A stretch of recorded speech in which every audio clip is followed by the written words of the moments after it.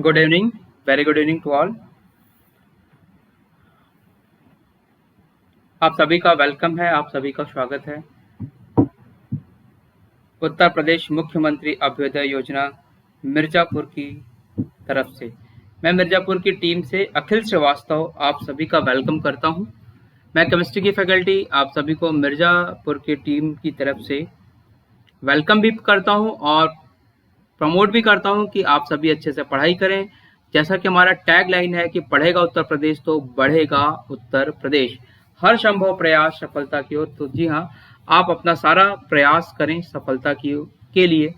हम जितनी भी हेल्प हो सकती है वो हम सारा हेल्प प्रोवाइड करने की कोशिश करेंगे। तो चलिए जल्दी जल्दी आप लोग ऑनलाइन आ जाएं, जो भी बच्चे हैं हमारे वो सारे ऑनलाइन आ जाएं। तो हम आपको नई चीज़ें, आज आपको भी पता है कि एक नए चैप्टर के साथ हम स्टार्ट करेंगे। तो जल्दी जल्दी आप क्लास ज्वाइन करें तो हम लोग उसके बाद क्लास करते हैं। इससे पहले आपका केमिकल बॉन्डिंग वाला पार्ट आपका ख़त्म हुआ है। तो मेरा ये सोचना है कि नीट के एग्ज़ाम के पहले पहले हम मेजर पोर्शन को ज़रूर कवर कर लें। तो उसी सीरीज़ में हम आज के चैप्टर की बात करेंगे। तो 2 मिनट का टाइम ले लीजिए आप सभी जल्दी जल्दी ज्वाइन कर लें। अब मैं 1-2 मिनट चुप हो जाता हूँ, आप लोग जल्दी जल्दी ज्वाइन कर लें 1 मिनट के अंदर।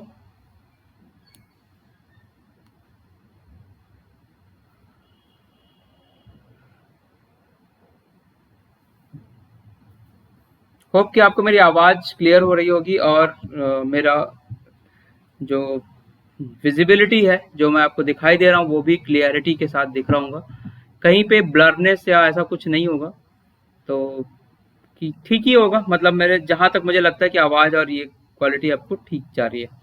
ठीक है, तो स्टार्ट करते हैं। प्रखर, सुबी,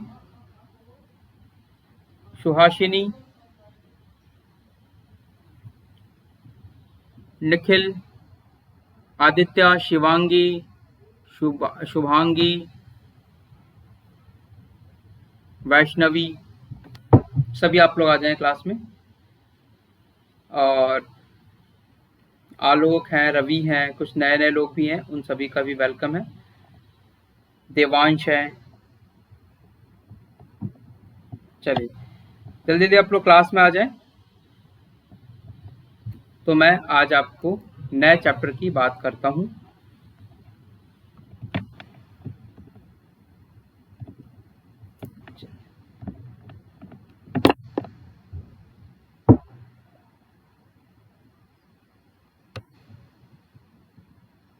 देखिए, आज आपका जो टॉपिक मुझे स्टार्ट करना है वो है GOC part 1, general organic chemistry के भाग 1 की मैं बात करूंगा आपसे। जीओसी जनरल ऑर्गेनिक केमिस्ट्री के पार्ट 1 की बात करूंगा। मैं अखिल श्रीवास्तव, केमिस्ट्री की फैकल्टी अभ्युदय मिर्जापुर की तरफ से। आप देखिए, जीओसी स्टार्ट करने से पहले पहले तो आपको ये आइडिया होना चाहिए कि ऑर्गेनिक का जो वेटेज है, पूरे ऑर्गेनिक का जो वेटेज है लगभग लगभग 35 to 40% के आसपास है। लगभग ऑर्गेनिक का जो वेटेज है वो 40% के आसपास है। ठीक है, अब इस ऑर्गेनिक में जो पोर्शन आता है वो होता है, एक तो आपका जीओसी है, जनरल ऑर्गेनिक केमिस्ट्री, हाइड्रोकार्बन है, ये दोनों पार्ट आपके 11th के हैं। फिर इलेक्ट्रोफिलिक एरोमेटिक सब्स्टिट्यूशन रिएक्शन, ये भी आपका 11th का है। फिर ये एल्काइल हैलाइड और एराइल हैलाइड, ये आपका 12th से आता है। अल्कोहल ईथर फिनॉल, ये भी आपका 12th का है। एल्डिहाइड कीटोन 12th का है। कार्बोक्सिलिक एसिड 12th का है। अमाइन आपका 12th का और बायोमॉलिक्यूल भी 12th का है।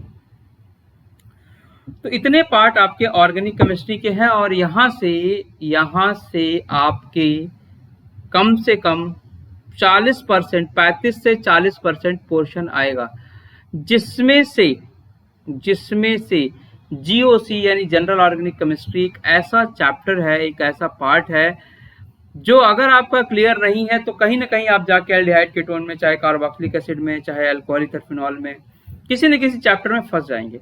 तो सबसे इंपॉर्टेंट चीज है जीओसी में इस पार्ट को करना। ठीक है, अब आते हैं हम जनरल ऑर्गेनिक केमिस्ट्री की बात करते हैं। जनरल ऑर्गेनिक केमिस्ट्री,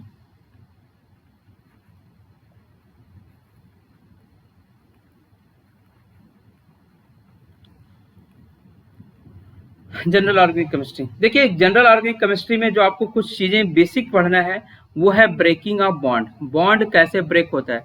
हालांकि डायरेक्ट तो इस पे क्वेश्चन नहीं आता है कि बॉन्ड के ब्रेकिंग से क्या होएगा, बट आपका ये पार्ट आपका इंपॉर्टेंट है। एक बार शिवपूजन ने मुझसे कुछ क्वेश्चन पूछा था फ्री रेडिकल से रिलेटेड, वो यहाँ पे शिवपूजन जी आपका क्लियर हो जाएगा। ठीक है आलोक जी। शुभी, दूसरी चीज जो हमें पढ़नी है बच्चे वो है टाइप ऑफ रिएजेंट, कितने टाइप के रिएजेंट होते हैं ये भी हमें पढ़ना होगा। जैसे आपके जो इलेक्ट्रोफाइल होते हैं, न्यूक्लियोफाइल होते हैं, फ्री रेडिकल होते हैं, इस तरह के रिएजेंट की भी बात हम करेंगे आप। ठीक है, और इलेक्ट्रॉनिक डिस्प्लेसमेंट ऑफ इलेक्ट्रॉन, इसके बाद नेक्स्ट टॉपिक होगा इलेक्ट्रॉनिक डिस्प्लेसमेंट ऑफ इलेक्ट्रॉन।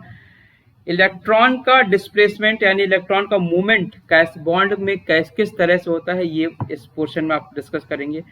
और फिर इसमें आप पढ़ेंगे इंडक्टिव इफेक्ट।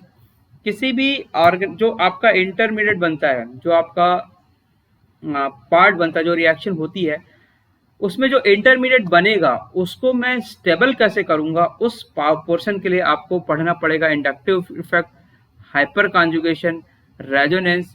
एक होती है मीजोमेरिक इफेक्ट जो मैंने लिखा नहीं है यहाँ, लेकिन मैं पढ़ाऊंगा आपको इसमें पूरी चीजें। और इन सभी का कंबाइन वे से एक पार्ट आता है जिसको बोलते हैं एरोमेटिसिटी, एरोमेटिसिटी भी आपको पढ़नी है। तो ये पोर्शन आपको जीओसी यानी जनरल ऑर्गेनिक केमिस्ट्री के पार्ट में आपको पढ़ना है। तो आप एक बार देख लीजिए जीओसी में आपको क्या क्या पढ़ना है।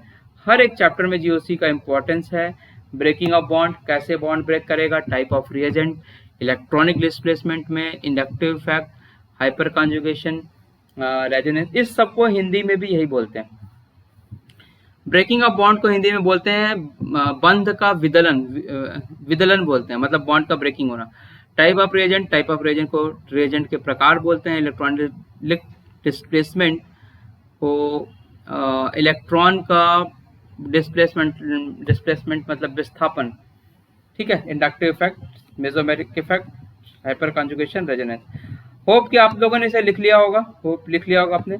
सबसे इंपॉर्टेंट और सबसे ज्यादा एक क्वेश्चन इससे आता ही आता है एरोमेटिसिटी से, एरोमेटिक कंपाउंड से एक क्वेश्चन आपका आएगा ही आएगा, श्योर है, श्योर एंड शॉर्ट है। तो इसको साथ साथ कराते कराते मैं आपको क्वेश्चंस भी कराऊंगा, सो दैट आपको कभी चैप्टर में कंफ्यूजन वाला पार्ट पोर्शन ना रहे। तो इस सबको आपने लिख लिया होगा। अब बिफोर जीओसी स्टार्ट करने से पहले, जो इससे पहले चैप्टर हो चुके हैं, जैसे केमिकल बॉन्डिंग के हो चुके हैं, तो मैं आपको केमिकल बॉन्डिंग के एक दो क्वेश्चंस डिस्कस करूंगा और आशा करूंगा कि आप उन सारे क्वेश्चन को बताने की एटलीस्ट कोशिश करेंगे, एटलीस्ट कोशिश करिए, क्योंकि चैप्टर करा दिया और डेप्थ में कराया है, और जितना कराया है वो नीट के लेवल पे सफिशिएंट है। कई चीजें ऐसी हैं जो नीट में नहीं आती हैं या कई साल से नहीं पूछी जा रही हैं, तो उसको मैंने स्किप भी कर दिया होगा, तो कोई बहुत बड़ी बात नहीं है। चलिए, अब कल मैंने इस क्वेश्चन पे डिस्कस किया था, नीट 2017 में आया हुआ क्वेश्चन है, नीट 2017 में आया हुआ क्वेश्चन है। आप लोग आंसर करें, पहले क्वेश्चन पढ़ लीजिए। Which of the following species है same bond order, same bond order. आप लोग आंसर कर लीजिए, गलत सही जो भी करना है कर लीजिए, ठीक है। उसके बाद मैं आपको इसको एक ट्रिक से सिखा दूंगा कि कैसे करेंगे। एग्जाम में आप हर एक स्पीसीज का बॉन्ड ऑर्डर नहीं निकालेंगे, ठीक है प्रखर, निखिल। हर एक एलिमेंट का अगर तुम बॉन्ड ऑर्डर निकालने बैठ गए तो बहुत टाइम टेकन है। तो बेटर ये होगा कि आप इसको जैसे मैं सिखा रहा हूं वैसे सीख लें।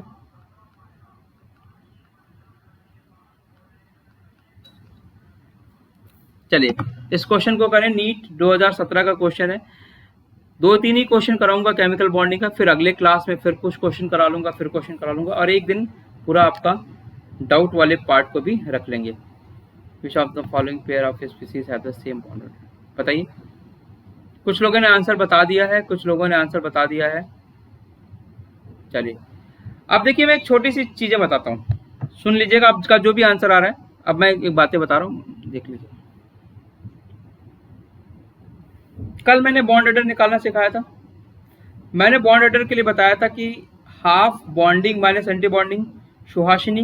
कल मैंने यही बताया था बच्चे, half bonding minus anti bonding electron, ये बताया था। अच्छा, बॉन्डिंग माइनस एंटी बॉन्डिंग, मान लो तुम्हें 12 इलेक्ट्रॉन को भरना है, मान लो तुम्हें 16 इलेक्ट्रॉन को भरना है, तो बॉन्डिंग माइनस एंटी बॉन्डिंग ही तो करोगे, बॉन्डिंग माइनस एंटी बॉन्डिंग ही तो करोगे ना, डिवाइड बाय हाफ ही तो करोगे।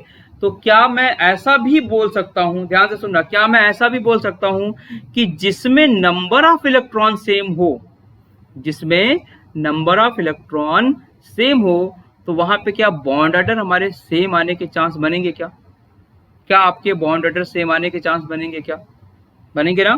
तो आपको कुछ भी फॉर्मूला नहीं लिखना है कि ये निकाल रहा वो निकाल रहा, बस सीधा से देखो इसके बाहर कितना इलेक्ट्रॉन, अब मैं यहाँ बता रहा हूँ आपको, इसके आउटर मोस्ट में कितने इलेक्ट्रॉन, 6, इसके में कितने, 8, कितने हो गए, 6 6 12 13 14, नाइट्रोजन में कितने हो गए, 7, ऑक्सीजन में कितने हो गए, 8, 7 14 15।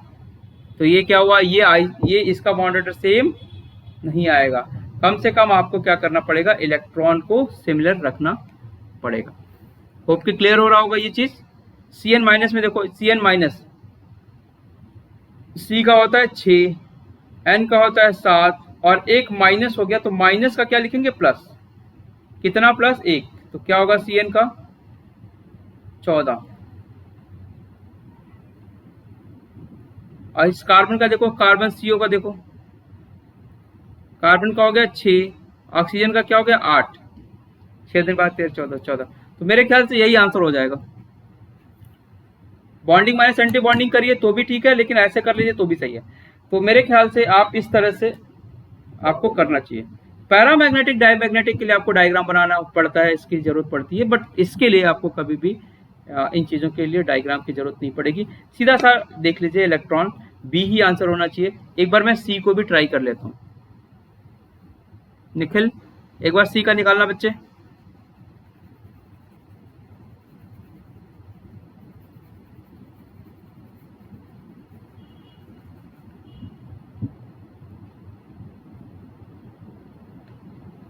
सी का निकालो। ऑक्सीजन के आउटर मोस्ट में कितने हो गए इलेक्ट्रॉन, ऑक्सीजन के आउटर मोस्ट में 8, कितने ऑक्सीजन है 2, तो 8 8 8 16। नाइट्रोजन के आउटर मोस्ट में कितने होते हैं 7, नाइट्रोजन के आउटर मोस्ट में 7, ऑक्सीजन के आउटर मोस्ट में 8, और एक निकल गया, एक आ नहीं रहा, एक निकल गया, तो 7 दूनी 14 15, 15 में से एक गया 14, 14 इलेक्ट्रॉन हो गए। तो ये भी देखो सिमिलर नहीं आ रहा है तो नहीं आएगा, ठीक है। बाकी आपका मर्जी है तो बॉन्डिंग माइनस एंटी बॉन्डिंग करिए, मैं मना नहीं कर रहा हूँ, लेकिन आपको एग्जाम में सब निकालने के लिए जरूरत नहीं पड़ेगी। दो को कंपेयर कर दीजिए, इलेक्ट्रॉन बैलेंस कर, इलेक्ट्रॉन बराबर हो जाए तो इसका मतलब लगभग बॉन्ड ऑर्डर हमारा बराबर ही होगा। नाइट्रोजन में देखिए 7 दूनी 14, 14 इलेक्ट्रॉन यहाँ, 8 दूनी 16, 16 इलेक्ट्रॉन यहाँ, तो ये भी नहीं होगा, ये भी नहीं होगा, सिर्फ यही बी वाला ज्यादा करेक्ट आंसर होगा। ठीक है, लिख लीजिए इसे, और अगर आप जिसको निकालना हो वो निकाल लीजिए। फिर मैं दूसरे क्वेश्चन की तरफ चलूं,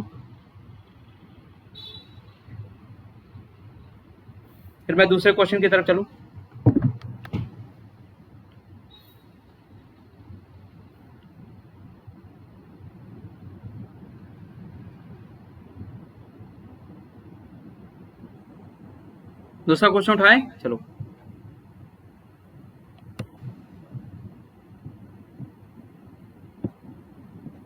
देखो नेक्स्ट क्वेश्चन है, विच of the following option represent correct bond order.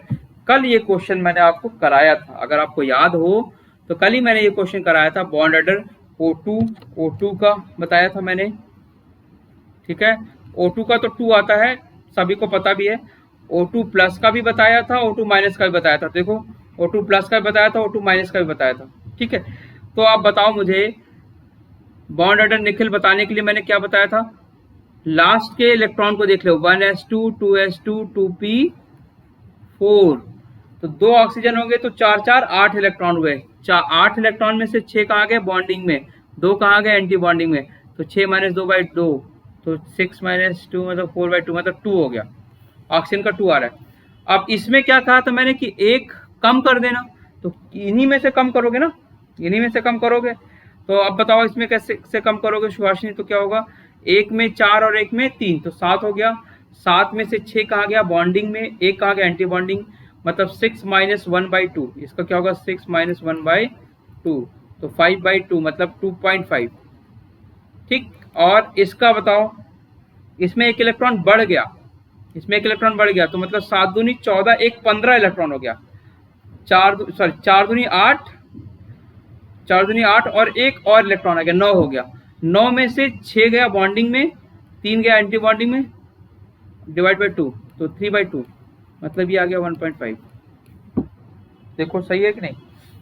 4 दूनी 8, 8 ठीक 9, 9 में से 3 गए। हाँ,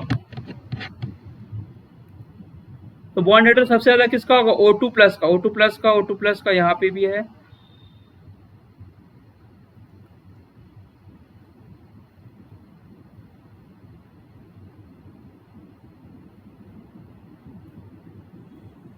देखो मेरे हिसाब से ये सही होगा। एक बार आप लोग कर लीजिए, जो मैंने आपको मेथड बताया था उस हिसाब से पहले आप कर लीजिए। 1 मिनट का मैं समय दे रहा हूँ, फिर क्वेश्चन को उतार भी लीजिए। समझा तो दिया मैंने आपको। सॉरी,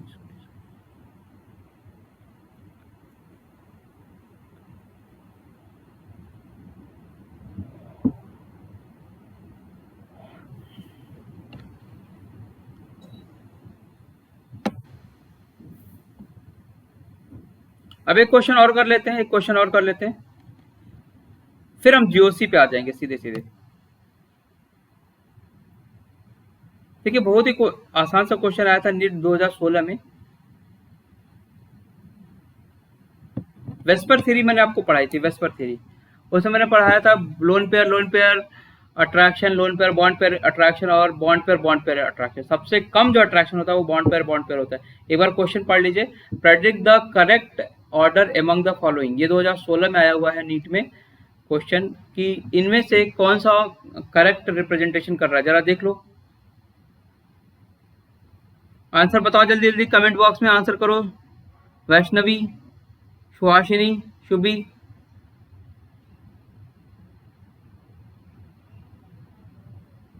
ध्यान से पढ़ो इसे। देखिए डी होगा ना आंसर, डी होगा। लोन पेयर का जो अट्रैक्शन हो, लोन पेयर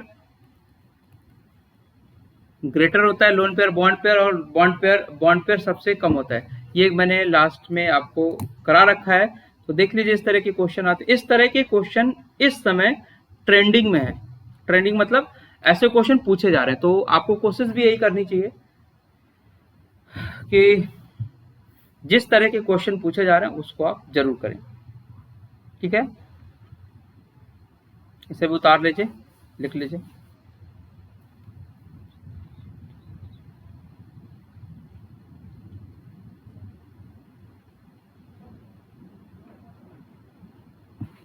डन, चलिए आगे चलते हैं। Cleavage of bond, GOC start करता हूं मैं। GOC, general organic chemistry.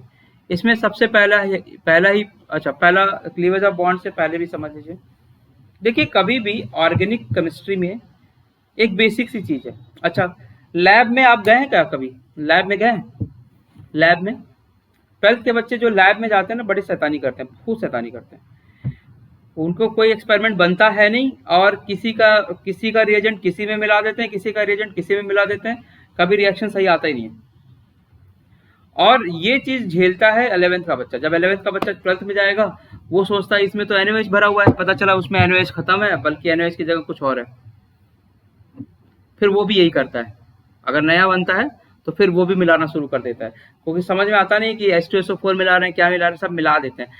Colour में बना देते हैं, कलर खेलते हैं आप लोग, कि ये तो रेड कलर बना दिया, तो मेरा दोस्त रेड कलर बना दिया, तो मैं भी कुछ बनाता हूँ। कुछ बनाने के चक्कर में कोई ग्रीन बना देगा, तो कोई ऑरेंज बना देगा, कुछ बना देता है। मतलब ऐसा देखेंगे आप अपने, चूंकि 1-2 साल से आप लैब में नहीं जा पा रहे हैं, लेकिन आप देखेंगे अपने सीनियर से पूछेगा, वो सब यही करते हैं। इसका रिएजेंट उसमें मिला दिया, उसका रिएजेंट उसमें मिला दिया। क्लास में इतनी भीड़ होती है कि टीचर कुछ समझा रहा है, दूर तक आवाज ही नहीं पहुंच रही है, तो बच्चा समझ लेता, आगे वाला समझ लेता, अच्छा इसको मिलाना है बस।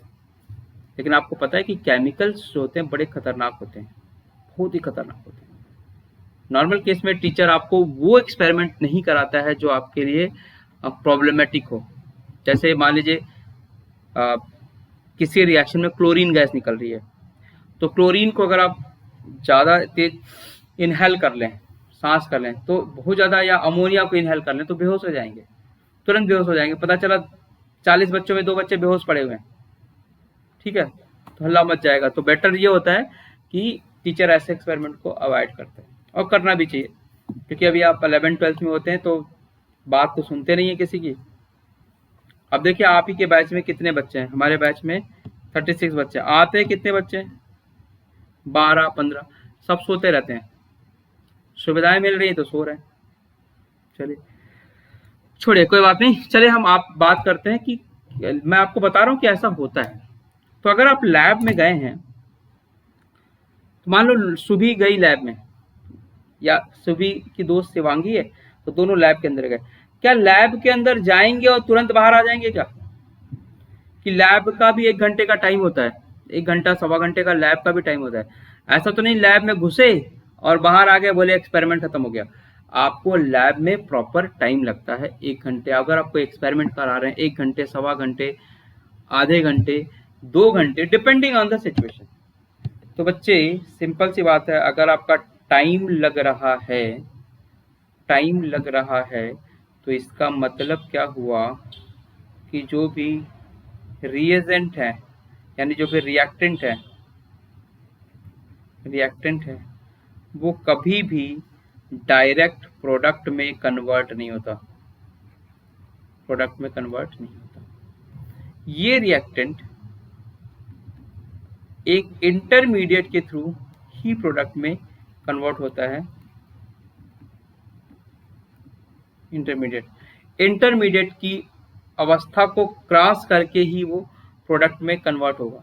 और रिएक्शन को प्रोसीड कराने के लिए, रिएक्शन अगर आपकी हो रही है तो होगी या नहीं होगी, उसके लिए जरूरी है कि इस रिएक्टेंट पे एक अटैकिंग रिएजेंट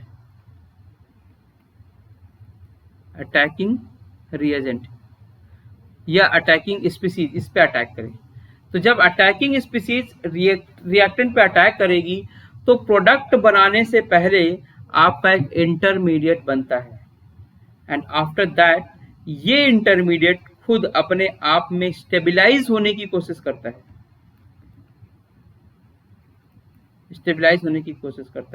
और ये स्टेबलाइज इंटरमीडिएट स्टेबलाइज प्रोडक्ट को प्रोसीड करता है।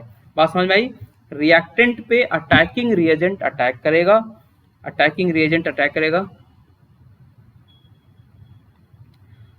After that it converted into intermediate, और इंटरमीडिएट के बाद वो प्रोडक्ट में कन्वर्ट होने की कोशिश करता है। कोई भी ऑर्गेनिक रिएक्शन मैं कोई भी आयनिक रिएक्शन की बात नहीं कर रहा हूं, मैं कोई भी ऑर्गेनिक रिएक्शन की बात कर रहा हूं। तो ये किसी भी ऑर्गेनिक रिएक्शन में ऐसा होता है। आ रही बात समझ में? रिएक्टेंट पे अटैक किया अटैकिंग रिएजेंट ने, इंटरमीडिएट बना, इंटरमीडिएट प्रोडक्ट बनाएगा, और इंटरमीडिएट अभी स्टेबल होने की कोशिश करेगा। एक एग्जांपल से समझते हैं। आप सभी का एम है नीट निकालना, तो नीट क्या हो गया? एक तरह से प्रोडक्ट हो गया। अभी आप रिएक्टेंट हैं, मतलब जितने भी स्टूडेंट हैं रिएक्टेंट हैं, ये अटैकिंग रिएजेंट का अटैक हो रहा है इस रिएक्टेंट पे, मतलब डिफरेंट बुक से, डिफरेंट मेथड से, डिफरेंट तरह से वो क्या कर रहे हैं, अपनी पढ़ाई कर रहे हैं। लेकिन एक बात बताइए, जो बच्चा अभी 12th में है, जो बच्चा 12th में, या जो बच्चा 11th में, 12th का भी छोड़ दीजिए, जो बच्चा 11th में, क्या आप बोलते हैं कि ये इंटरमीडिएट का स्टूडेंट है? इंटरमीडिएट का स्टूडेंट है मतलब वो एक ट्रांजिशन, एक बीच वाली स्टेट में है, इसके इधर चला गया वो, तो वो प्रोफेशनल डिग्री या हायर डिग्री हो गई, और उससे नीचे आया तो 10th पे पहुंच गया। तो ये इंटरमीडिएट वाली स्टेट होती है आपकी। अच्छा, अब इंटरमीडिएट की स्टेट है, क्या आप 11th में हैं और आप नीट का एग्जाम के लिए एलिजिबल हैं, 11th में है, आप एग्जाम दे सकते हैं, ऐसा नहीं कि आप एग्जाम नहीं दे सकते, लेकिन बाई चांस सिलेक्शन हो जाएगा तो भी आपको वो सेलेक्ट नहीं करेगा, क्योंकि उसका क्राइटेरिया कि 12th होना चाहिए पास। तो अगर 11th का बच्चा नीट का प्रिपरेशन कर रहा है, अच्छी बात है, लेकिन वो सक्सेस कब होगा? वो सक्सेस कम से कम 12th में होगा, यानी कि जब वो एलिजिबल हो जाएगा उसके लिए। तो अभी वो बच्चा जो 11th में है, उसको मैं क्या बोलूँगा, वो एज अ रिएक्टेंट का काम कर रहा है। वो एज अ रिएक्टेंट का काम कर रहा है। अच्छा, अब ये जो 11th का बच्चा है, अगर ढेर सारी पढ़ाई करके रखे, मतलब मैक्सिमम टाइम अपना डिवोट करे पढ़ाई के लिए, फिजिक्स, केमिस्ट्री, बायो, जो भी इसके टॉपिक हैं, उस पर अगर ज़्यादा फोकस करे, तो वो जो इंटरमीडिएट बनेगा, तो क्या वो इंटरमीडिएट ज़्यादा स्टेबल होगा? बात समझ में आ रही है? जैसे मान लीजिए निखिल है, ठीक, और अभिषेक है, तो अगर इसमें से जो ज़्यादा पढ़ाई करेगा, वही ज़्यादा स्टेबल इंटरमीडिएट बनाएगा। और अगर जो ज़्यादा स्टेबल इंटरमीडिएट बनाएगा, वही ज़्यादा स्टेबल प्रोडक्ट भी बनाएगा। बात समझ में आ रही है अभिषेक? जो ज़्यादा स्टेबल इंटरमीडिएट बनाएगा, वही ज़्यादा स्टेबल प्रोडक्ट बनाएगा। अगर आज से तुम पढ़ाई बंद कर दो बेटा, 6 महीने पढ़ाई बंद कर दो, और निखिल आज से डबल पढ़ाई कर रहा है, तो 6 महीने बाद आपको कहीं ना कहीं बीट कर देगा, आप कुछ भी कर लें। ठीक है, तो इसका मतलब है स्टेबल इंटरमीडिएट स्टेबल प्रोडक्ट में कन्वर्ट होने की कोशिश करता है। ये जीओसी की एक खास बात है, ये जीओसी की एक खास बात है। बात समझ में आई? देखिए, मैंने बहुत ज़्यादा लिखाया नहीं है। अब आपको रिएक्टेंट पता होता है। रिएक्टेंट क्या होता है? जो रिएक्शन में पार्टिसिपेट करता है। अटैकिंग रिएजेंट क्या होता है? वो स्पीसीज जो रिएक्टेंट पे अटैक करके उसे प्रोडक्ट बनाने की तरफ प्रोडक्ट प्रमोट करता है, वो आप बोलते हैं अटैकिंग रिएजेंट। इंटरमीडिएट क्या होता है? वो स्टेज, मतलब जो प्रोडक्ट और रिएक्टेंट के बीच में जो कंपोनेंट बनेगा, that is known as intermediate. तो ये बेसिक डेफिनेशन है, समझा दिया मैंने आपको।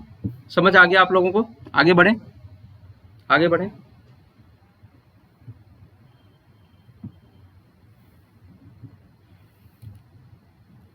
चलिए, अब इसके बाद आगे चलते हैं बच्चों।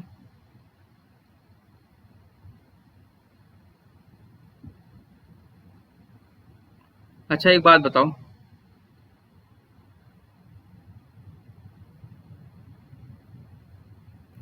एक बात बताओ कि इंटरमीडिएट बनाना है या प्रोडक्ट बनाना है, तो क्या उसके लिए ये भी तो जरूरी है कि बॉन्ड भी ब्रेक करे? अगर बॉन्ड ही ब्रेक ना करे, अगर बॉन्ड ही ब्रेक ना करे, तो क्या आपका इंटरमीडिएट या प्रोडक्ट बन सकता है? जैसे मान लीजिए एक बच्चा 11th में आया, वो बोलता है मैं तो पढ़ाई ही नहीं करूंगा। अब पढ़ाई नहीं किया, तो क्या वो 12th में पास हो जाएगा? क्या वो 12th में पास हो जाएगा? अभी के सिचुएशन के हिसाब से तो पास हो गया, लेकिन क्या बिना पढ़े वो सब कुछ कर लेगा? क्या नहीं कर पाएगा?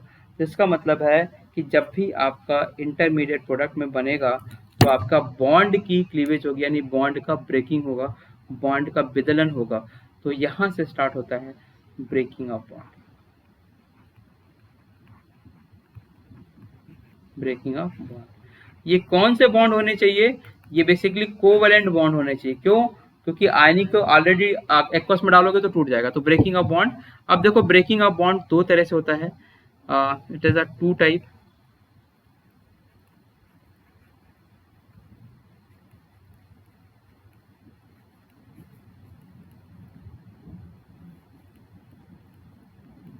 homolytic cleavage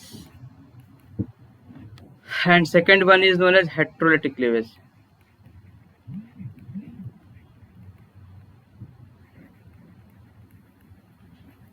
होमोलिटिक क्लीवेज और दूसरा क्या होगा? Heterolytic cleavage. होमोलिटिक क्लीवेज क्या है ये समझ लेते हैं हम लोग पहले। जैसे मान लो मेरे पास क्लोरीन है, मेरे पास 2 क्लोरीन है।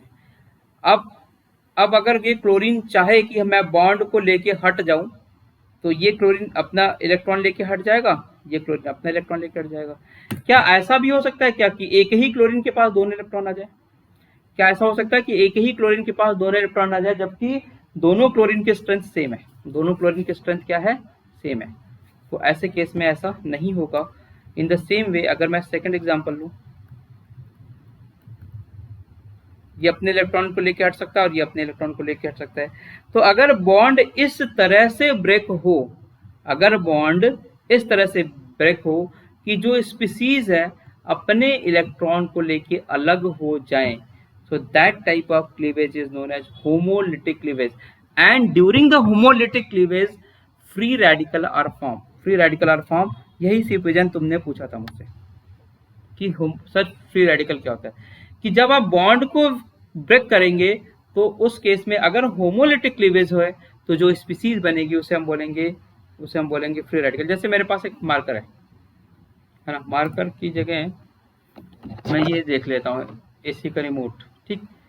अगर मैं इसको ऐसे तोड़ूं, देखो ऐसे, अगर अगर और ये बराबर हो, जैसे यहाँ पे ये थोड़ा सा मुड़ा हुआ है, अगर ये चारों तरफ से बराबर एक जैसा दिखे, अगर मैं इसको ऐसे तोड़ दूं या मैं ऐसे बीच से तोड़ दूं, तो दोनों साइड का जो बीच ब्रेक हुआ होगा वो क्या होगा, दोनों अपने अपने पार्ट को लेके हट गए होंगे, इक्वली डिस्ट्रीब्यूट होंगे। तो उस केस में जो क्लीवेज बोलेंगे उसका नाम होगा होमोलिटिक क्लीवेज। और अगर इक्वली ना हो तो हम उसे बोलेंगे हेट्रोलिटिक क्लीवेज। हम उसे क्या बोलेंगे, हेट्रोलिटिक क्लीवेज। तो होमोलिटिक क्लीवेज में लिख लीजिए, समझ आ गया होगा आपको। अरे देखो इसमें, if bond break in such a manner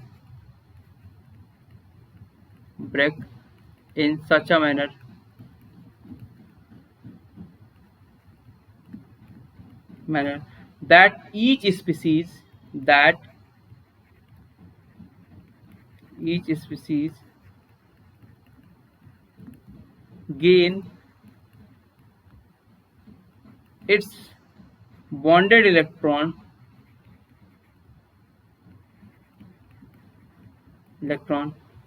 bond break in such a manner that each species gain its own electron.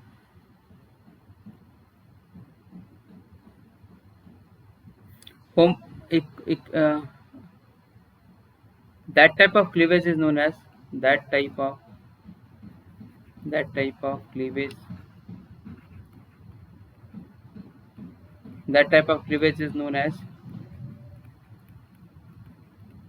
homolytic cleavage.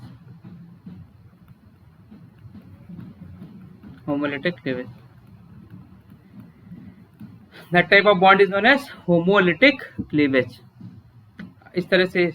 और नेक्स्ट लिखिएगा, इसके एग्जांपल बना लीजिएगा, Cl का, H का, जो होमोन्यूक्लियर हो यानी एक जैसे एटम हो, उनको देख लीजिए, वहां पे आपका होमोलिटिक क्लीवेज होता है। एग्जांपल लिख लीजिए।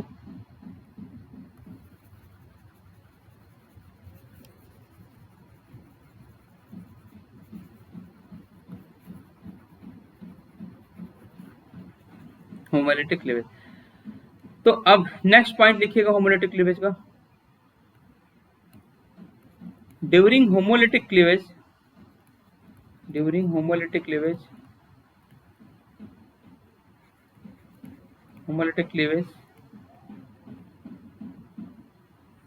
Free radical are form. Free radical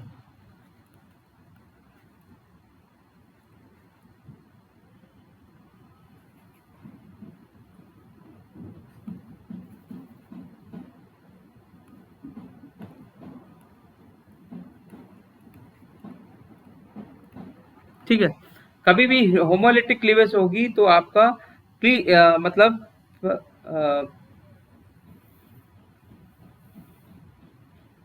आपका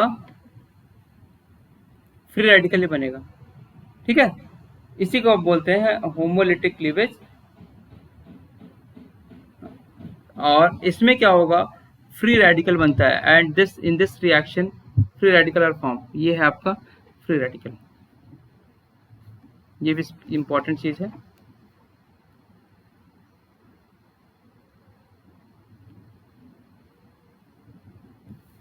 जैसे क्लोरीन की बात करूं तो बॉन्डेड इलेक्ट्रॉन को एक क्लोरीन अपने पास लेके चला गया, दूसरा क्लोरीन अपने पास लेके चला गया, तो क्लोरीन फ्री रेडिकल और दूसरा भी क्लोरीन फ्री रेडिकल ही बनेगा।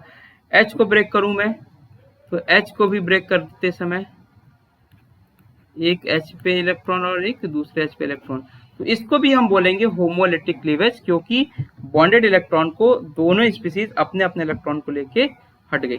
होमो का मतलब तो इक्वली, क्लीवेज मतलब ब्रेकिंग होना, इक्वली ब्रेकिंग होना मतलब होमोलिटिक क्लीवेज। और होमोलिटिक क्लीवेज के थ्रू सुपरपोजिशन क्या बनेगा, फ्री रेडिकल, यही फ्री रेडिकल होता है। अच्छा, अब ये जो बना ये हो गया इंटरमीडिएट। ये क्या बना, ये क्या हो गया, इंटरमीडिएट। ठीक है, तो होमोलिटिक क्लीवेज के थ्रू क्या बनेगा आपका, फ्री रेडिकल बनेगा। क्लियर, फ्री रेडिकल बनेगा। अब एक चीज और आती है, कहीं कहीं आपको दिया जाता है, एक रिएक्शन दे दिया जाएगा और बोलेगा कि ये रिएक्शन होमोलिटिक क्लीवेज के थ्रू जा रही है, न्यूक्लियोफिलिक सब्स्टिट्यूशन हो रहा है, फ्री रेडिकल सब्स्टिट्यूशन हो रहा है, फ्री रेडिकल एडिशन हो रहा है। तो ये कैसे बताएंगे? तो सबसे पहले आप देखिए, जो फ्री रेडिकल बनता है उसकी कंडीशन होती है कुछ, condition for formation of free radical. इसको आप याद रखिएगा, इसको याद रखिएगा, हेल्पर, HELPR, हेल्पर। हेल्पर की कंडीशन में हमेशा आपका फ्री रेडिकल बनता है, हेल्पर की कंडीशन में फ्री रेडिकल बनता है, और वो फ्री रेडिकल सपोर्टिंग रिएक्शन ही होगी, फ्री रेडिकल सपोर्टिंग रिएक्शन ही होगी। अब जैसे हेल्पर का मतलब समझ लो, हेल्पर का मतलब क्या होता है? हेल्पर में H जो होता है, H का मतलब होता है हीट। हीट मतलब ऐसा नहीं कि अभी जो गर्मियों में हीट चल रहा है, हीट मतलब हाई हीट। अगर आप उसे टेम्परेचर को, सब्सटेंस को गर्म कर रहे हैं ज्यादा हीट पे, तो मतलब मैक्सिमम अगर आप हीट दे रहे हैं, तो रिएक्शन जो है वो फ्री रेडिकल सपोर्टिंग हो जाती है और फ्री रेडिकल के थ्रू जाएगा। ये मैं जो बता रहा हूँ, ये इसका मतलब क्या है? इसका मतलब ऐसा समझिए, जैसे मान लीजिए मुझे प्रखर या निखिल की मैं बात करूँ, निखिल चुनार का रहने वाला है, पता है आप लोगों को, निखिल चुनार का रहने वाला है। अब निखिल को चुनार से अपने स्कूल जाना है, कॉलेज जाना है मान लीजिए, तो निखिल को का कॉलेज 5 किलोमीटर दूर है, 5 किलोमीटर दूर है, कहाँ से? इसके घर से। तो लेकिन वो जो 5 किलोमीटर है वो ईस्ट में है। अब क्या ये अगर वेस्ट में जाए और 5 किलोमीटर पहुंच जाए, तो क्या ये अपने घर स्कूल पे पहुंच जाएगा? क्या ये 5 किलोमीटर कहीं पे भी जाए तो अपने स्कूल पे पहुंच जाएगा क्या? कभी नहीं पहुंचेगा, कभी नहीं पहुंचेगा। क्यों? क्योंकि इसने डायरेक्शन चेंज कर दी। सेम वे से, सेम तरह से, वही कॉन्सेप्ट लगाते हुए, अगर मैं कंडीशन हेल्पर वाले डाल रहा हूं तो फ्री रेडिकल ही बनेगा, कार्बोकैटायन कार्बोनायन नहीं बनेगा। इसलिए आपको ये जानना है कि फ्री रेडिकल जो है कहाँ कहाँ बनता है। और दूसरी इंपॉर्टेंट बात, नीट के लिए या आप अगर 12th का एग्जाम देने जा रहे हैं, तो हेल्पर वाली जो रिएक्शन है वो बहुत ही कम होती है, 10%, 5% रिएक्शन है जो फ्री रेडिकल सपोर्टिंग है। बाकी सारी रिएक्शन आपकी कार्बोकैटायन कार्बोनायन इस तरह से सपोर्टिंग है। तो हेल्पर में आप समझ लीजिए, हीट लिख लीजिए, ई फॉर होता है इलेक्ट्रिसिटी, जैसे कोलवे इलेक्ट्रोलिसिस है, कोलवे इलेक्ट्रोलिसिस है मतलब वो कहाँ पे चला गया? फ्री रेडिकल में। एल फॉर होता है लाइट, लाइट का मतलब होता है एचन्यू, सनलाइट। पी से होता है पराक्साइड, इसको कहाँ लिखूं? यहाँ लिख देता हूँ, पी से होता है peroxide.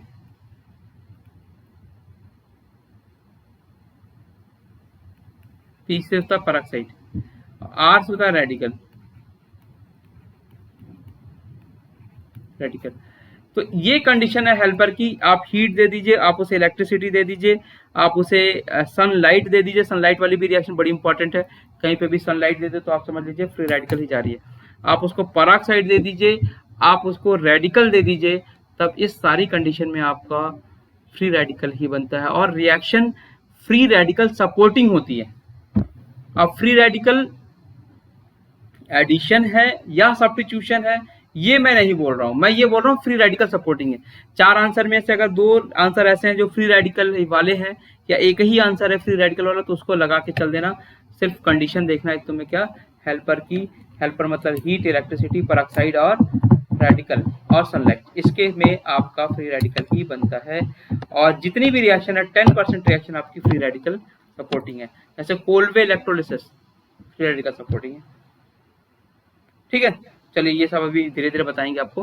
Condition for free radical. अब आते हैं होमोलिटिक क्लीवेज के बाद heterolytic cleavage.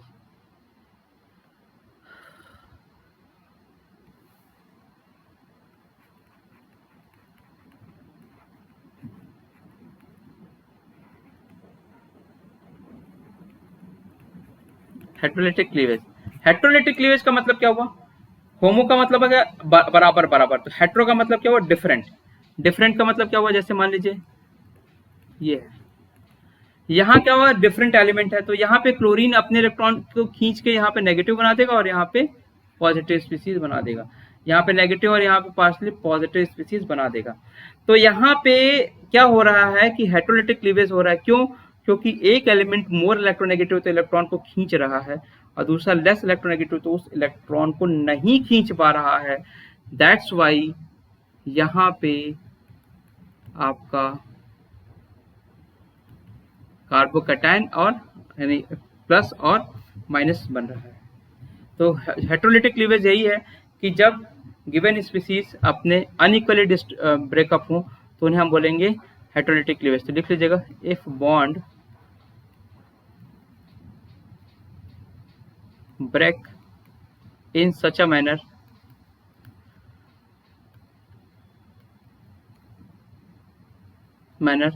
so that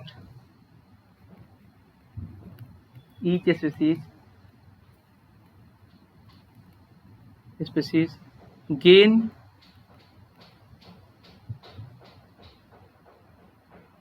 each species is in such a manner that each species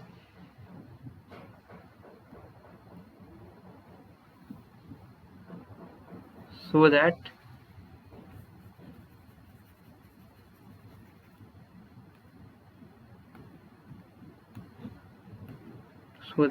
only one species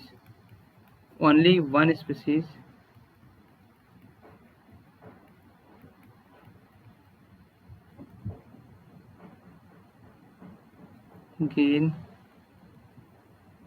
all the bonded electron is known as heterolytic cleavage।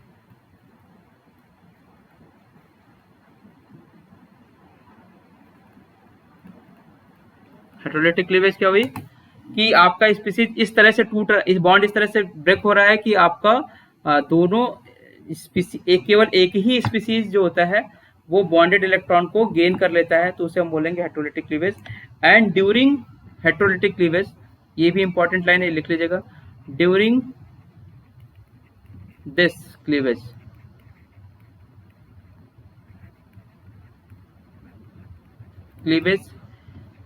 अब यहाँ दो species बनेगी, एक जिसके पास इलेक्ट्रॉन होगा और एक जिसके पास इलेक्ट्रॉन नहीं होगा। तो कार्बोकैटायन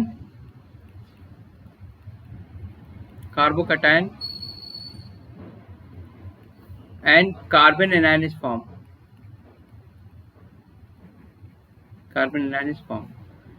इस क्लीवेज के थ्रू आपका कार्बोकैटायन और कार्बन एनायन बनेगा। कार्बोकैटायन और कार्बन एनायन जो होता है, चूंकि आप ऑर्गेनिक केमिस्ट्री की बात कर रहे हैं तो वहां कार्बन की ही केमिस्ट्री होती है, इसलिए जो कार्बन पे पॉजिटिव या नेगेटिव हो उसे मैं कार्बोकैटायन या कार्बन एनायन बोलूंगा।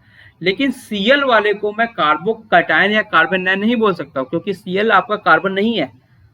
ठीक है, आ रही बात समझ? तो आपने क्या किया कि हेटेरोलिटिक क्लीवेज वहां होगी जहां पे बॉन्ड इस तरह से टूटे कि सिर्फ एक स्पीसीज इलेक्ट्रॉन को बॉन्डेड इलेक्ट्रॉन को गेन कर ले।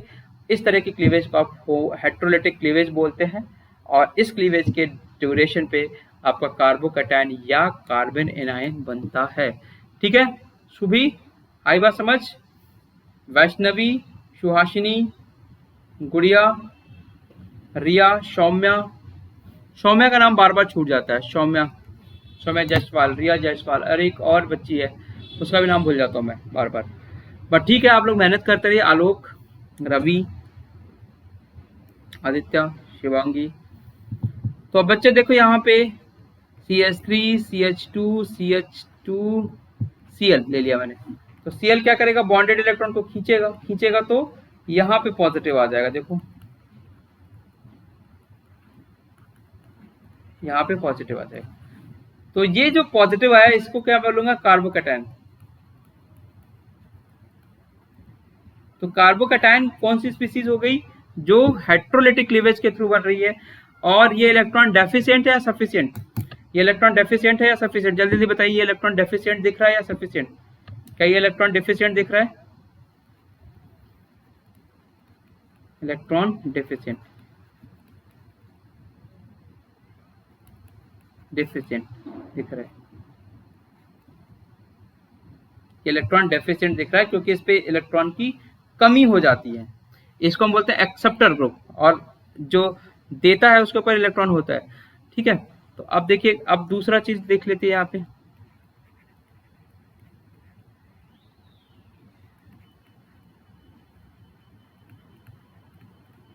ये अब इलेक्ट्रॉन अगर किसी एक साइड में चला गया, मान लीजिए यहाँ चला गया, मान लीजिए यहाँ पे चला गया, तो इससे पॉजिटिव रह जाएगा। तो अगर मैं इस तरह से तोड़ूं,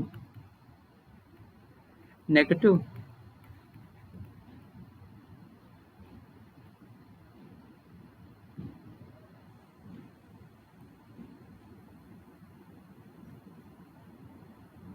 नेगेटिव, ये नेगेटिव आएगा तो इधर वाले में पॉजिटिव आ जाएगा, C2H5।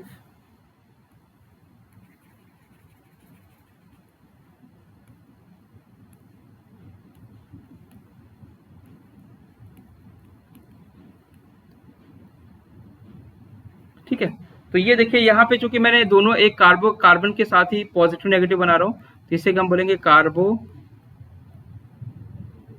एनायन। एनायन ये क्या, कार्बोकैटायन। कार्बोकैटायन, कार्बोकैटायन कैसे बोलेंगे, जिसपे स्पीसीज पॉजिटिव हो। मतलब एक लाइन ले लीजिए, उसे कट कर दीजिए तो बोलेंगे कार्बोकैटायन, और लाइन को ऐसे रहने दीजिए तो कार्बोनेट। कार्बोकैटायन कार्बोनेट कैसे बनेगा, हेटेरोलिटिक क्लीवेज से। कार्बोकैटायन कार्बन एनायन के लिए जो कंडीशन होती है वो हेल्पर वाली कंडीशन से हट जाओ, कोई भी कंडीशन मिल जाए, हेल्पर वाली कंडीशन को छोड़ के अगर बॉन्ड कहीं पे भी जा रहा है तो वो कार्बोकैटायन कार्बन एनायन के को ही बनाता है। तो होप कि आपको समझ आया होगा कि बॉन्ड की क्लीवेज किस तरह से होगी, इंटरमीडिएट क्या होता है, और वो प्रोडक्ट कैसे बनाता है।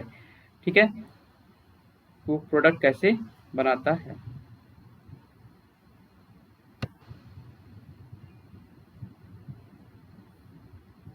अब टाइप ऑफ अटैकिंग रिएजेंट की हम बात थोड़ा सा बात कर लेते हैं। टाइप ऑफ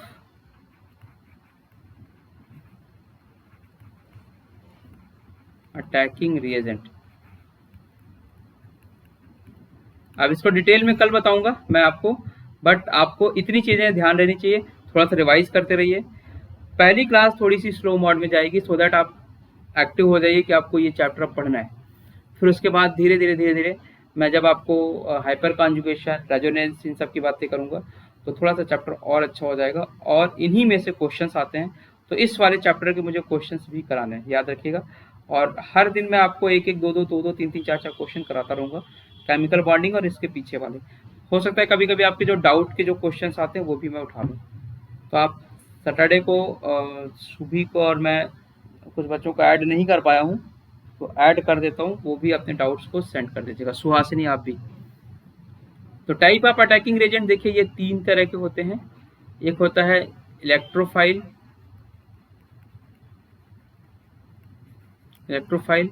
एक होता है न्यूक्लियोफाइल, और एक होता है फ्री रेडिकल।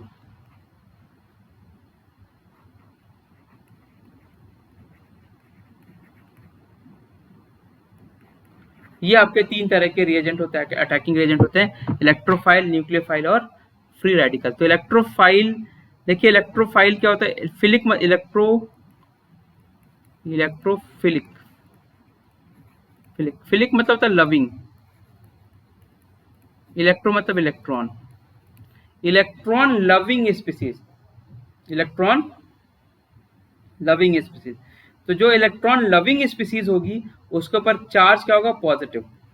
तो कहीं पे भी आपको पॉजिटिव चार्ज दिख गया, कहीं पे भी पॉजिटिव चार्ज दिख गया तो आप उसे क्या बोलेंगे, इलेक्ट्रोफाइल। कहीं पे भी पॉजिटिव चार्ज दिख गया तो वो इलेक्ट्रोफाइल होगा। यहाँ आप थोड़ा सा बेसिसिटी और न्यूक्लियस एसिड और बेस में भी कहीं कहीं फाइट होता है, तो वो भी धीरे धीरे मैं आपको बता दूंगा। बट बेसिक चीज ध्यान रखिएगा, कहीं पे भी इलेक्ट्रोफाइल है, पॉजिटिव चार्ज है, तो वो इलेक्ट्रोफाइल होने के चांसेस हैं। In the same way nucleophile का मतलब होता है न्यूक्लियस लविंग, न्यूक्लियस फिलिक मतलब होता है लविंग, मैं डायरेक्ट लिख दे रहा हूँ, न्यूक्लियस लविंग। तो न्यूक्लियस पे चार्ज क्या होता है, न्यूक्लियस पे चार्ज होता है पॉजिटिव। तो पॉजिटिव को लव करने वाला कौन सा होगा, नेगेटिव। पॉजिटिव को लव करने वाला कौन सा होगा, नेगेटिव। तो इसको मैं क्या बोलूंगा, न्यूक्लियोफाइल। न्यूक्लियोफाइल वो स्पीसीज होती है जो किसको लव करेगी, न्यूक्लियस को। And this species contain negative charge on it. ये स्पीसीज नेगेटिव चार्ज को अपने ऊपर कंटेन करती है। इलेक्ट्रोफाइल क्या करती है, हमेशा पॉजिटिव चार्ज को अपने ऊपर कंटेन करती है। फ्री रेडिकल क्या करती है, फ्री रेडिकल जो बनेगा वो ना तो पॉजिटिव को कंटेन करेगा ना तो नेगेटिव को कंटेन करेगा। ये आपका होमोलिटिक क्लीवेज के थ्रू बनता है। तो फ्री रेडिकल का मतलब होता है ये फ्री हो ऐसा, ठीक है। तो फ्री रेडिकल आपका हमेशा होमोलिटिक क्लीवेज के थ्रू बनेगा। और ये जो है इलेक्ट्रोफाइल न्यूक्लियोफाइल, ये हेटेरोलिटिक क्लीवेज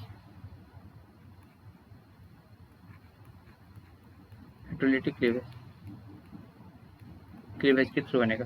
तो टाइप ऑफ रिएजेंट हो गया, टाइप ऑफ ये हो गया।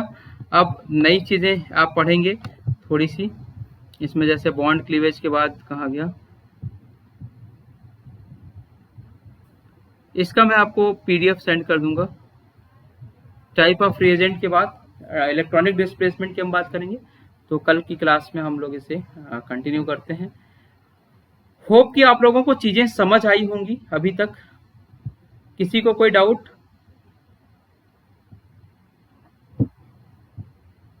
यहाँ पे इसको बनाते समय मेरे आंखों पे थोड़ा सा ब्लैकिश दिख रहा है।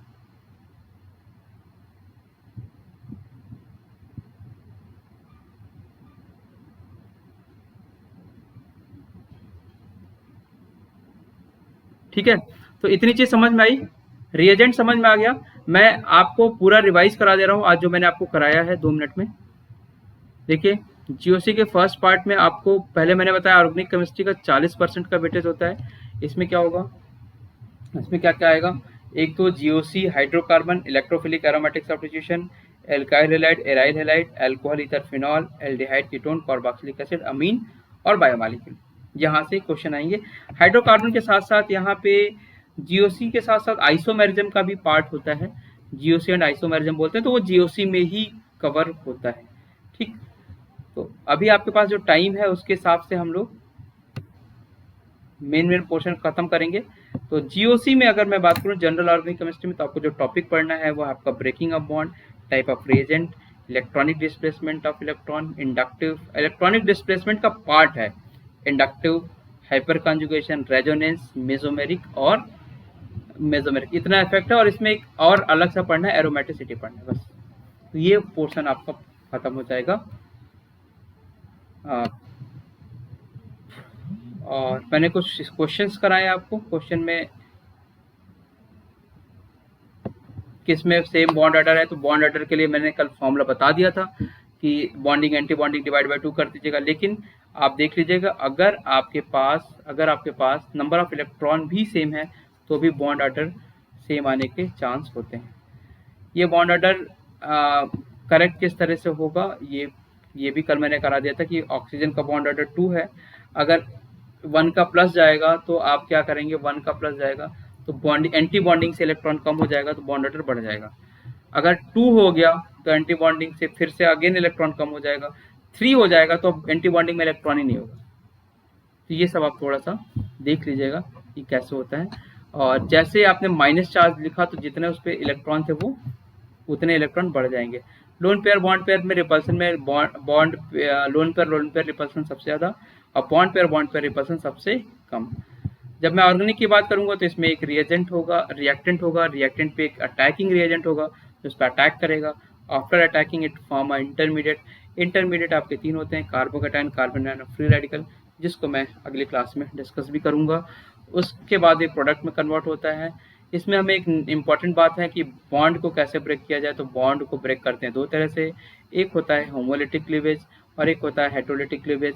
होमोलिटिक क्लीवेज में बॉन्ड इस तरह से ब्रेक होता है कि दोनों स्पीसीज अपने अपने इलेक्ट्रॉन को लेके अलग हो जाते हैं और वो फ्री रेडिकल बनाते हैं। फ्री रेडिकल के बनने की कंडीशन है हेल्पर, यानी heat, electricity, peroxide, sunlight, radical. इसकी प्रेजेंस में आपका फ्री रेडिकल ही बनेगा। ठीक, और कंडीशन फॉर हेटेरोलिटिक, फिर होमोलिटिक हेटेरोलिटिक क्लीवेज की बात की मैंने। हेटेरोलिटिक क्लीवेज में बॉन्ड इस तरह से ब्रेक होता है कि एक ही स्पीसीज दोनों इलेक्ट्रॉन को गेन कर लेती है, only one species gain all the bonded electron, और ऐसे क्लीवेज को हम हेटेरोलिटिक क्लीवेज बोलेंगे। जिसके ऊपर इलेक्ट्रॉन आया उसे हम बोलेंगे कार्बन एनायन, और जिसके ऊपर पॉजिटिव रहेगा उसे हम बोलेंगे कार्बो कैटायन। ये होमोलिटिक क्लीवेज हो गई थी। इसके मैंने कुछ एग्जांपल्स करा दिए। टाइप ऑफ अटैकिंग रेजेंट की अगर बात करेंगे तो 3 तरह के अटैकिंग रेजेंट, इलेक्ट्रोफाइल, न्यूक्लियोफाइल और फ्री रेडिकल। इलेक्ट्रोफाइल, फिलिक मतलब होता है लविंग, फिलिक मतलब लविंग, ठीक। तो इलेक्ट्रॉन लविंग स्पीसीज जो होगी उसके ऊपर पॉजिटिव चार्ज होगा। न्यूक्लियोफिलिक मतलब न्यूक्लियस लविंग स्पीसीज, न्यूक्लियस के ऊपर पॉजिटिव चार्ज होता है, तो उसका लवर जो होगा वो नेगेटिव चार्ज कंटेनिंग होगा, इसलिए न्यूक्लियोफाइल को आप NU लिख के उसके ऊपर माइनस चार्ज लगा देते हैं, और इलेक्ट्रोफाइल को E लिख के आप उस पर प्लस का चार्ज लगा देते हैं। और इसके बाद आपका फ्री रेडिकल हुआ जो कि होमोलिटिक क्लीवेज से बनता है, और इलेक्ट्रोफाइल और न्यूक्लियोफाइल जो आता है आपका हेटेरोलिटिक क्लीवेज के थ्रू बनता है। तो ये मैंने आपको रिवाइज भी करा दिया पूरा चैप्टर। कल मैं इसके कुछ और क्वेश्चन ले लूँगा केमिकल बॉन्डिंग के, और फिर आपको आगे की चीज़ों को बताऊँगा। चलिए, होप कि आपको चीज़ें समझ आई होंगी। अगर कोई डाउट होगा तो आप पूछ भी लीजिएगा। देखिए, ऑलमोस्ट मैं 1 घंटे तक मैं लगातार बोलता रहता हूँ, लगातार कंटिन्यूअस। इसलिए मुझे लगता है कि लास्ट में रिवाइज करा दूं तो आपको थोड़ा सा माइंड में सारी चीज़ें रहेंगी। तो सुहासिनी, क्लास कैसी लगी बेटा? आदित्य, प्रखर, रवि, निकिता, वैष्णवी, अभिषेक, सभी थोड़ा मेहनत, आप देखिए आप सभी मेहनत भी कर रहे हैं, तो थोड़ा और अच्छे से मेहनत करें, जितनी हो सके उतनी मेहनत करें, क्योंकि आपके एग्ज़ाम अभी बहुत ही जल्दी आने वाले हैं। इसलिए मैं टू दी पॉइंट फोकस करके आपको एग्ज़ाम के पॉइंट ऑफ व्यू से ले जाने की कोशिश कर रहा हूँ। तो थैंक यू फॉर दिस। जाते जाते आप लोग एक बार वीडियो को लाइक भी कर दीजिएगा, है ना। तो फिर मिलते हैं हम लोग कल नेक्स्ट क्लास में, नेक्स्ट क्लास में, ठीक है। Thank you for this.